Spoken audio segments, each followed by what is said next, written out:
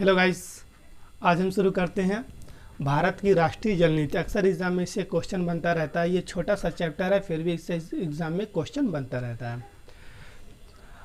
आपका हमारे YouTube channel geography ताफ्ताब में स्वागत है। अगर आप चैनल पर नए हैं तो चैनल को प्लीज़ सब्सक्राइब कर लीजिए और बेल आइकन को प्रेस कर दीजिए।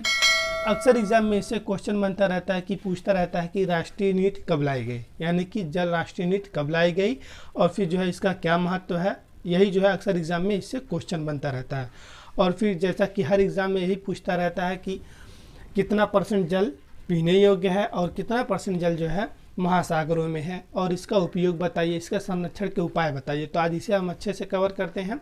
इसके पहले हमने अच्छे से रिवीजन कर लिया कि कितना परसेंट जल है और कितना परसेंट जो है महासागरों में है और फिर जो कितना परसेंट जो है जल पीने योग्य है। तो हमने इसे अच्छे से कवर कर लिया। फिर भी एक बार रिपीट कर लेंगे आज। तो फिर शुरू करते हैं। आज हम भारत की राष्ट्रीय जल नीति, हेडिंग डाल लीजिए भारत की राष्ट्रीय जल नीति। भारत का मैप बना लीजिए, क्योंकि मैप की कोई आवश्यकता नहीं है, फिर भी जो है आप बना लेंगे तो रिवीजन हो जाएगा मैप का भी। और फिर जो है हमने पहले ही भारत का मैप बना लिया और फिर जो है जल ही जीवन है का जो है चित्र बना लिया। तो शुरू करते हैं भारत की राष्ट्रीय जल नीति। तो पहले हम जानते हैं कि कितना परसेंट जो है जल महासागरों में है, कितना परसेंट जो है जल पीने योग्य है। उसके बाद हम जानेंगे जल के संरक्षण के उपाय और फिर जो है राष्ट्रीय नीति कब लाई गई और फिर इसके जो है वो जो है प्रयोग या उपयोग। जो भी जलमंडल में जल है वो जो है टोटल को 100% माना जाता है। जितने भी जलमंडल में जल है टोटल को 100% माना जाता है और 97% जो है महासागरों में है। सबसे पहले जो है इस चित्र को समझ लीजिए। ये जो है चित्र है जो अच्छे से आप बना लीजिए और समझ लीजिए। चाहे मैं भारत का बनाए या ना बनाए, लेकिन ये चित्र आप लोग अच्छे से बना लीजिए, क्योंकि ये चित्र बहुत आसान है और फिर जो है समझने के में जो है बहुत हेल्पफुल है। तो ये जो है ऊपर वाला जो हिस्सा है आपको ये जो है ग्लेशियर है, पर्वत हैं, और फिर इससे नीचे जब आएंगे तो पहाड़ हैं और उसके बाद वन है, उसके बाद जो है मैदान है, तटीय क्षेत्र, उसके बाद हम महासागर है।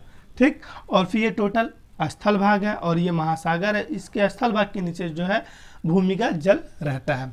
ठीक, हमने इस चित्र को अच्छे से समझ लिया। अब हम जानते हैं जलमंडल में 100% जल है, यानी 100% जल है 100%, और 97% जो है महासागरों में है। महासागर कहाँ पर है? ये जो ग्रीन वाला दिख रहा है ये महासागर में 97%।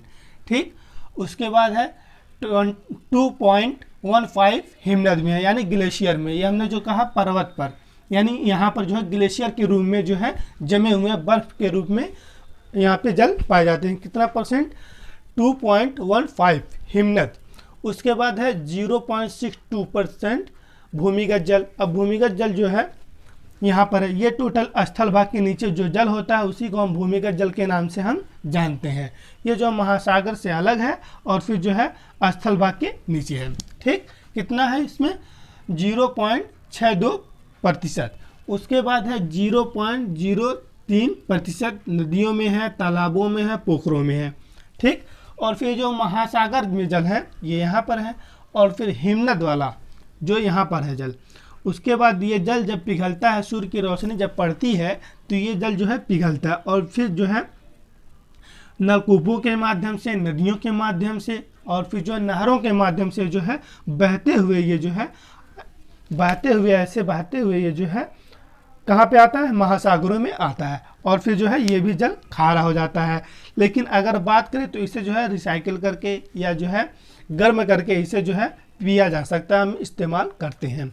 ठीक, और फिर बात करते हैं कितना परसेंट जो जल है हम पीने योग्य मानते हैं या पीने योग्य है और फिर जो है उपयोग के लायक है। 97% जो महासागर में जल है ये जो है खारा है, ये जो है पीने योग्य जल नहीं है। बाकी जो जल है वो पीने योग्य है, यानी कि 3% जो जल है वो पीने योग्य है।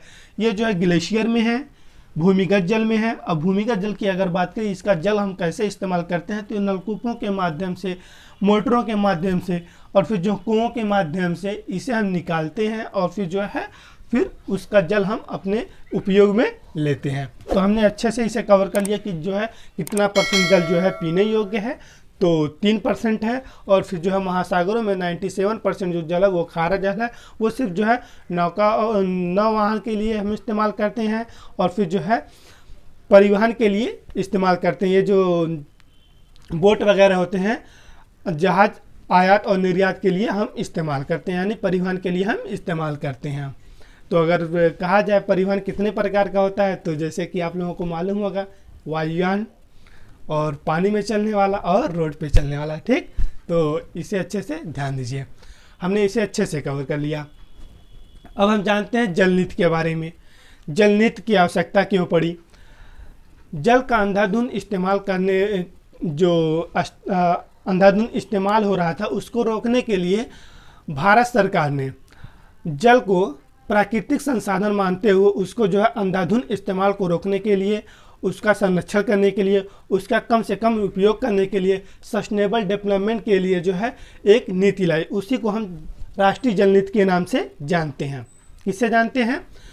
राष्ट्रीय जल नीति भारत सरकार उसे जो है प्राकृतिक संसाधन मानते हुए उसका विवेकपूर्ण इस्तेमाल करने की, यानी सस्टेनेबल डेवलपमेंट, हमने इसे इसके पहले अच्छे समझ लिया सस्टेनेबल डेवलपमेंट किसे कहते हैं। तो सस्टेनेबल डेवलपमेंट के लिए विवेकपूर्ण इस्तेमाल करने के लिए जो है एक नीति लाई जल के ऊपर, जो है कि जल का संरक्षण किया जाए, जल का कम से कम इस्तेमाल किया जाए, ताकि भावी पीढ़ी इसका भी इस्तेमाल अच्छे से कर सकें। ये जो है जल संरक्षण मंत्रालय जो है, यानी कि जल का एक विभाग है, जल मंत्रालय ने एक जो है लेख तैयार किया है, जिसमें बोला है कि 2050 तक, वैसे भी 2030 तक, कहीं 2030 मिलता है, कहीं 2050 मिलता है, 2050 तक जो है पूरा पृथ्वी से जो जल है वो ख़त्म हो जाएगा, यानी पीने योग्य जो भी जल है वो जो है ख़त्म हो जाएंगे। तो हमें क्या करना चाहिए? जल का संरक्षण करना चाहिए, कम से कम उसका उपयोग करना चाहिए, विवेकपूर्ण इस्तेमाल करना चाहिए, जो है अंधाधुंध इस्तेमाल नहीं करना चाहिए, यानी कि जल नीति का हमें पालन करना चाहिए। अगर जल नीति की बात करें कि ये जल नीति कब लाई गई, तो ये तीनों सन आप अच्छे से याद कर लीजिए। 1987 में प्रथम जल नीति लाई गई, और फिर जो है 2000 में इसे संशोधन किया गया, इसमें जो है 2000 में संशोधन किया गया, उसके बाद 2012, ठीक, 2012 में इसे जो है संशोधन, 2012 ये जो है